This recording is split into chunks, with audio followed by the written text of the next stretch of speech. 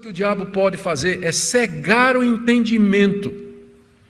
Existe uma incredulidade natural do nosso coração corrompido, mas existe que pode ser agravada pelas artimanhas do diabo. De que maneira o diabo pode cegar o entendimento dos incrédulos? Com o falso evangelho, por exemplo. Com falsas doutrinas, uma falsa religião, com falsas esperanças, dando um conforto ilusório a respeito da sua situação com relação a Deus. Tem tanta gente idólatra, por exemplo, ou que tem mergulhado em religiões completamente contrárias à revelação de Deus. Você fala com elas, não, mas eu estou muito bem com Deus. Eu estou ótimo, meu relacionamento com Deus é perfeito, né? Eu creio em Deus, creio em Jesus Cristo e tudo mais, e a pessoa está numa seita, ela está numa falsa religião, aquela falsa segurança de que está tudo bem entre ela e Deus. Isso é uma das coisas que o diabo faz através de falsas religiões e de falsos profetas, iludir as pessoas para elas pensarem que está tudo bem com elas, quando na verdade elas estão caminhando para a condenação, porque rejeitam a Jesus Cristo como sendo o único Senhor e Salvador. Além disso, o diabo distrai as pessoas com todo tipo de distrações aqui no mundo. Jesus mesmo falou na parábola do semeador, aquela semente que cai no meio de espinhos. Ele falou que as preocupações desse mundo chegam no coração e abafam o crescimento da semente, que é a palavra de Deus. Há muitas distrações, há muita coisa que pode nos distrair da verdade, tirar o nosso foco da verdade. E nem todas elas são necessariamente erradas. Tem pessoas que levantam ídolos no seu coração, no lugar de Deus. Às vezes é o marido, às vezes é a esposa, um namorado, às vezes é um carro, é uma propriedade, é o seu negócio, o seu nome, sua reputação. Eles se ocupam com esses deuses, se distraem com essas coisas e esquecem a coisa mais importante do mundo. De que adianta o homem ganhar o mundo inteiro e perder a sua alma? Satanás ilude as pessoas com estas coisas. É como um ladrão que vai entrar numa... Muito tempo atrás, quando eu era pastor aqui na igreja de Recife pela primeira vez, eu morava numa casa de madeira, numa granja, lá perto do Vale do Senhor, lá para aquelas bandas lá, que era do meu sogro, reverendo Francisco e Leonardo, casa de madeira. E na casa de cima morava o Paulo, casado com a irmã mais velha da minha esposa. E eles tinham um cão de guarda que era um dálmata, chamado de Pistós, que em grego quer dizer fiel. E não poucas vezes Paulo chegava em casa e a casa estava arrombada. E ele procurava Pistós. Cadê o cachorro? O cachorro estava com a boneca na boca. O ladrão chegava, jogava a boneca para o cachorro ia lá atrás da boneca e o ladrão fazia feira. Jogava a isca. É isso que o Satanás faz. Ele joga a isca. O pessoal vai. E aí o ladrão entra para matar, roubar e destruir. Satanás distrai a mente e o foco das pessoas com coisas desse mundo, com tentações de todo tipo. Tentações de todo tipo. O alvo dele é impedir que o evangelho de Cristo resplandeça em seu coração. Veja o que Paulo diz aqui no verso 4. Nos quais o Deus deste século cegou o entendimento dos incrédulos, para que lhes não resplandeça a luz do evangelho da glória de Cristo. O resplendor do evangelho, a glória de Cristo, a luz da verdade, é isso que o diabo não quer que brilhe na sua mente e no seu entendimento. E para evitar isso, ele vai entenebrecer a sua mente com essas coisas que eu falei. Falsas doutrinas, falsas religiões, falsos deuses, falsos ídolos, confortos aqui nesse mundo, distrações. O que ele quer é que não brilhe a luz do evangelho no seu coração. E ele se refere a Cristo dizendo o qual é a imagem de Deus. Eis aqui o que é que os judeus não queriam acreditar. Que Jesus de Nazaré era a imagem de Deus, era o próprio Deus. Isso eles nunca poderiam aceitar. E por isso recusavam o evangelho. Agora, Paulo diz que isso acontece, verso 5, porque não nos pregamos a nós mesmos, mas a Cristo Jesus como Senhor e a nós mesmos como vossos servos por amor de Jesus. Eu nunca preguei a mim mesmo, diz o apóstolo Paulo, nunca quis causar uma impressão, eu nunca quis ter seguidores, eu sempre preguei a Jesus Cristo. Quando eu falei a meu respeito, eu falei de mim como escravo de vocês. É isso que eu sou de vocês, dizia o apóstolo Paulo. E é isso que todo pregador deve ser e fazer. Nós não pregamos a nós mesmos. Essa é uma das razões pelas quais, entre os puritanos, que eram grandes pregadores, entre eles era raro você ouvir alguma ilustração pessoal. Os puritanos, não é que eles não ilustravam a pregação do Evangelho com alguma experiência, porque isso ajuda as pessoas a perceberem, como, por exemplo, a história que eu contei do cachorro pistoso, do dálmata. Então, de vez em quando, uma experiência que a gente tem, a gente usa para ilustrar algum ponto da verdade. Mas o pregador nunca deve abusar do uso de ilustrações para dar a impressão de que ele está falando dele mesmo, que ele está se exaltando. E há pregadores que falam tanto de si, o que ele fez, quantas almas salvou, igrejas que ele plantou, quantos demônios expulsou, falando e se exaltando diante do povo, que Cristo desaparece da pregação. Cristo desaparece da pregação. Paulo diz aqui, nós não pregamos a nós mesmos. Quando eu prego sobre mim mesmo, eu prego como sendo servo de vocês. Eu sou servo de vocês. Mas eu anuncio a Cristo e Cristo crucificado. É por isso, que é exatamente o que o diabo não quer que vocês vejam. A glória de Deus na face de Jesus Cristo. Por último, queridos, é o quarto ponto aqui. Paulo diz que somente Deus pode quebrar essa cadeia demoníaca. Somente Deus pode reverter esse quadro demoníaco de escuridão e de trevas. Veja o que ele diz no verso 6. Porque Deus que disse, das trevas resplandecerá a luz, Ele mesmo resplandeceu em nosso coração para a iluminação do conhecimento da glória de Deus na face de Cristo. Aqui o apóstolo Paulo passa a falar da sua experiência pessoal. Note que ele mudou aqui, o tratamento. Ele estava dizendo, ele estava se referindo ou se dirigindo aos coríntios, mas aqui ele já está dizendo alguma coisa que aconteceu na sua vida, alguma experiência pessoal. O que ele está narrando aqui é o seguinte: Paulo era um desses judeus. O nome dele era Saulo, nascido na cidade de Tarso, criado como fariseu da tribo de Benjamim, educado aos pés do maior mestre fariseu daquela época, que era Gamaliel.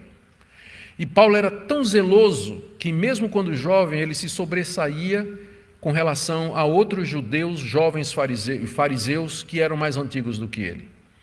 A ponto de que ele ganhou a confiança do Sinédrio, que era a autoridade máxima do judaísmo naquela época, para perseguir e, se possível, se necessário, matar os cristãos. E Paulo perseguiu muita gente, ele assolava. A Bíblia diz, no livro de Atos, que Paulo entrava quando ele estourava uma boca, quando ele encontrava uma boca de cristãos, ele entrava e assolava, fechava, matava, levava gente presa. Ele fez isso muitas vezes. Ele foi cúmplice na morte de Estevão. Quando Estevão foi apedrejado, ele segurou as roupas daqueles que estavam apedrejando Estevão. Assim era Saulo de Tarso. Ele era um desses que conhecia profundamente o Antigo Testamento. Ninguém pode negar o conhecimento que Paulo tem do Antigo Testamento. Onde é que ele adquiriu esse conhecimento? Não foi depois de se tornar cristão, mas como fariseu treinado na lei, como rabino que ele era, ele conhecia o Antigo Testamento. E ele entendeu que era a missão dele extirpar com os seguidores de Cristo, acabar com o cristianismo, que para ele era uma heresia. E foi exatamente, e o véu estava no rosto de Paulo. Paulo lia o Antigo Testamento, mas o véu estava lá. Ele não cria que Jesus era a imagem de Deus, que ele era o Messias, o Filho. Ele não cria. Na verdade, ele odiava esse ensino. A caminho da cidade de Damasco, quando ele teve informações de que tinha cristãos se reunindo lá, de repente, no meio do caminho, brilhou uma luz.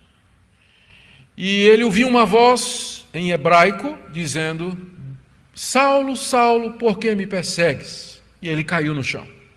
Os soldados que estavam com ele, eles perceberam a luz, mas não viram ninguém, e ouviram a voz, mas não entenderam nada, porque foi em hebraico. Naquela altura, só quem falava hebraico eram os rabinos e os levitas. A língua do povo era aramaico. Os soldados falavam aramaico, mas não entendiam hebraico. Não entendiam hebraico. E Cristo ali aparece a Paulo soberanamente. Não era uma visão, aqui é importante notar isso, não era uma visão, mas uma aparição. A prova de que não era uma visão, mas uma aparição, é que os soldados perceberam. Eles viram a luz e ouviram a voz. Visão é uma coisa que acontece dentro da cabeça, só você percebe. Mas o Cristo, no corpo da sua ressurreição, na sua glória, apareceu a Paulo no caminho de Damasco. E é isso que ele está dizendo aqui. Deus, que lá em Gênesis 1:3 disse: haja luz, das trevas resplandeça a luz. Ele mesmo resplandeceu em nosso coração. Nosso aqui é meu. Ele dizendo: foi Deus que resplandeceu em meu coração quando eu era um fariseu cego, com um coração cheio de trevas. Deus brilhou a luz do Evangelho. A referência do brilho remete a Damasco, a experiência de Damasco. Deus brilhou no meu coração e eu entendi, eu vi a glória de Deus na face de Cristo. Com isso ele está dizendo que só tem um meio de uma pessoa se converter. É quando Deus faz isso. E agora ele explica. É por isso que eu não tenho controle sobre os resultados da minha pregação. Eu prego a verdade, eu ensino o Evangelho não adulterado, mas as pessoas são cativas da incredulidade e da obra do diabo. Somente Deus, que lá no início das trevas fez luz, é que pode fazer a luz do Evangelho brilhar no coração de um incrédulo. Por isso, vocês não podem, Paulo dizendo aos seus acusadores, vocês não podem me condenar porque os judeus não creem em mim. Porque eu posso pregar o Evangelho com fidelidade, mas o brilho da luz, isso nenhum pregador pode produzir. O pregador pode produzir algum tipo de calor, mas luz é diferente de calor. A luz, o entendimento, a clareza, a compreensão, somente o Espírito de Deus iluminando. E com isso Paulo, então, encerra essa parte aqui, e eu queria trazer algumas conclusões para nós. Primeiro, está muito claro que, à luz dessa passagem, todos nós devíamos resistir à tentação de adulterar o Evangelho em busca de resultados. Como eu disse, é uma tentação muito grande. Primeiro para o pastor, segundo para os obreiros em geral e também para o crente.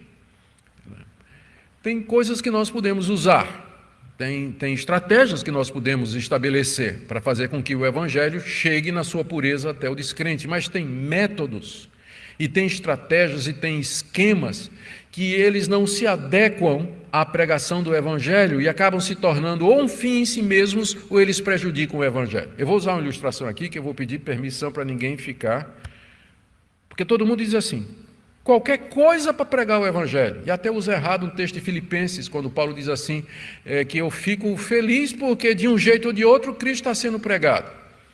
Um dia eu vou fazer uma explicação aqui desse texto. Na verdade, eu tenho já textos aí nas redes sociais, se quiser procurar a interpretação desse texto, para ver como ele é mal usado. O pessoal diz assim, desde que Cristo seja pregado, então vale qualquer coisa. Não vale qualquer coisa, não.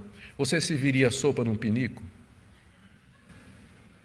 Bem lavadinho, aqueles branquinhos, bem lavadinho, tá? Vem um visitante na sua casa, tá limpinho, novinho, você tirou da caixa, né, ali, e você bota a sopa e serve lá, faz isso?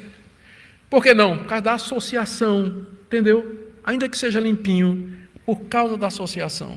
Então, nem todo tipo de música serve, nem todo tipo de estratégia serve, nem todo tipo de ambiente de culto serve, porque tem a associação que prejudica o conteúdo. Prejudica o conteúdo.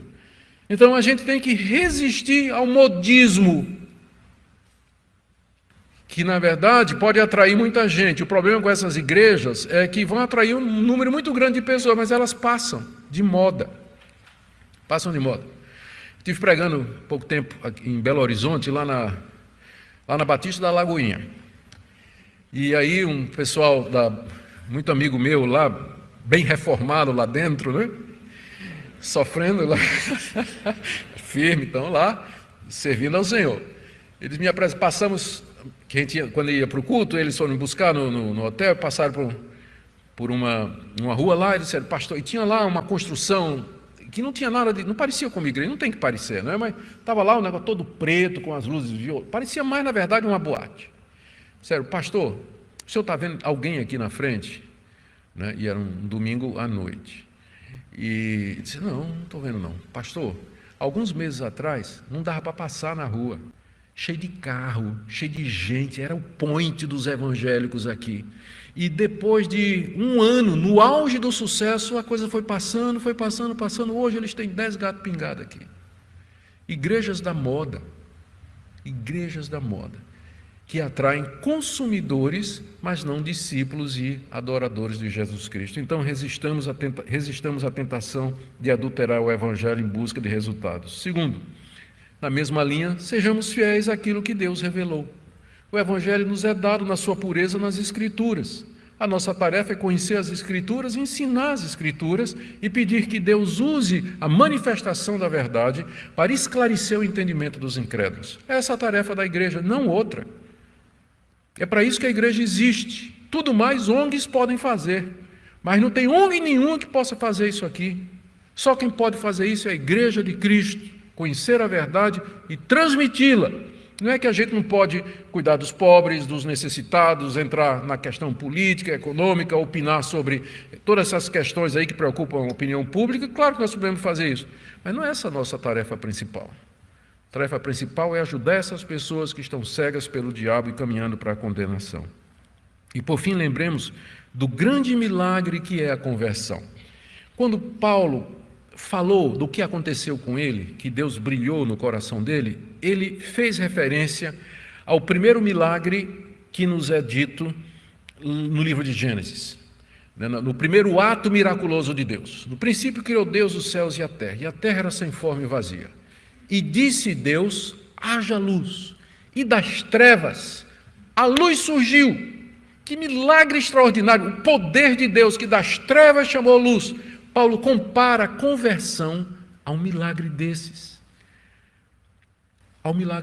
Não há um milagre maior do que a iluminação do coração de um incrédulo pelo Evangelho. Eu sei que hoje nós vivemos numa época que todo mundo quer ver milagre. Então, se uma pessoa experimentou um milagre que Deus é capaz de fazer, eu sei que Deus faz milagres hoje, sou testemunha disso, a pessoa experimentou uma cura, alguma coisa extraordinária, a gente fica impressionado, e a gente esquece que a vida de cada um de vocês que está aqui hoje é um milagre, é uma repetição do Fiat Lux, faça-se luz, cada um de vocês. E às vezes a gente esquece isso, a gente fica atrás de outras manifestações, esquecendo que em nós mesmos nós já temos o maior de todos os milagres, que é a iluminação das trevas mediante a manifestação da glória de Jesus. A Ele toda a glória. Amém?